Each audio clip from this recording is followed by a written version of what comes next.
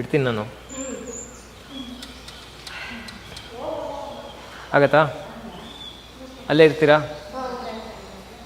ಇವಾಗ ಇನ್ನೊಂದು ವೇರಿಯೇಷನ್ ಮಾಡೋಣ. ಒಂದು ಕಾಲು ಮೇಲೆ ಎತ್ತಬೇಕು. ಹಾಂ, ಹಾಗೆ ಇಲ್ಲಿ ನೋಡಿ. ಅದಾದಮೇಲೆ ಇದು ಏಕಪಾದ ಊರ್ಧ್ವ ಧನುರಾಸನ ವಿತ್ ಚೇರ್. ಕಾಲು ಪೂರ್ತಿ ಸ್ಟ್ರೇಟ್ ಆಗಬೇಕು. ಓಕೆ, ಕೆಳಗೆ ಬನ್ನಿ.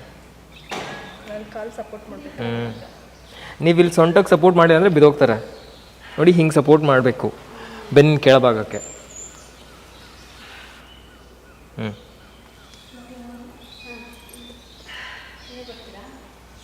ಸಾಕು.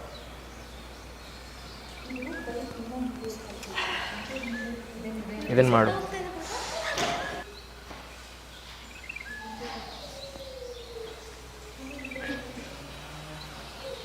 ಸಾಕು. ಎತ್ತು ಕಾಲನ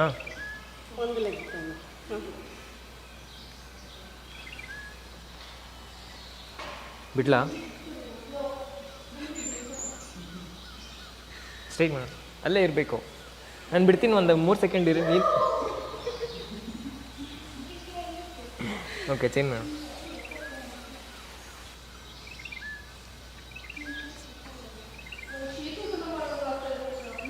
ಶೀರ್ಷಾಸನ.